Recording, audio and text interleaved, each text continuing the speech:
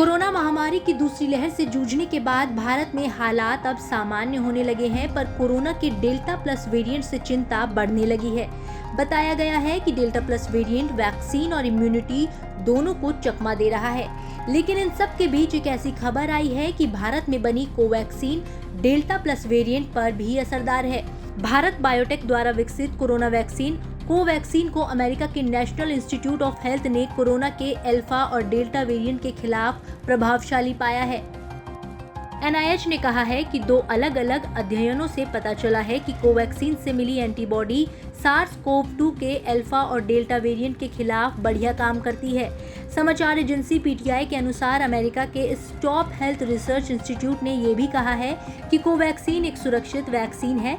Covaxin SARS-CoV-2 virus के एक अक्षम रूप पर ही आधारित है, जो इस वायरस के खिलाफ एंटीबॉडी बनाने के लिए प्रतिरक्षा प्रणाली को उत्तेजित करती है। वहीं देश में कोरोना वायरस के ताज़ा मामलों की बात करें तो अब प्रतिदिन कोरोना के मामले 50,000 से कम आने लगे हैं। 102 दिन बाद पहली बार कोरोना के दैनिक मामले 40,000 से कम दर्ज हुए। भारत में कोरोना के सक्रिय मामले 5,37,000 से ज्यादा हैं। वहीं अब तक 33 करोड़ 28 लाख से ज्यादा लोगों को वैक्सीन लग चुकी है।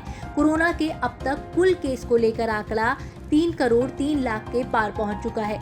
वहीं 3,98,000 से ज्यादा लोग इस घातक बीमारी के कारण अपनी जान गंवा चुके हैं।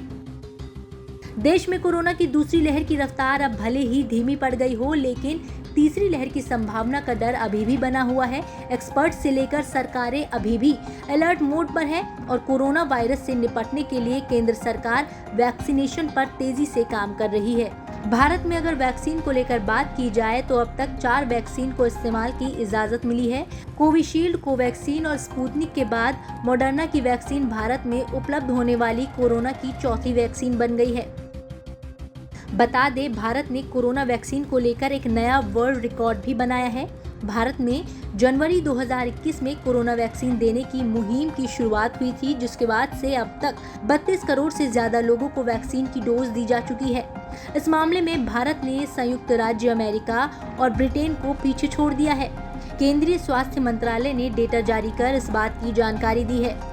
वैक्सीनेशन के मामले में भारत ने यूके को बहुत पहले पीछे छोड़ दिया था। केवल अमेरिका ही एकमात्र ऐसा देश बचा था जो वैक्सीनेशन में भारत से आगे था। भारत ने अब उसे भी पछाड़ दिया है। Presenting B News app available on Google Play and App Store. Download it now.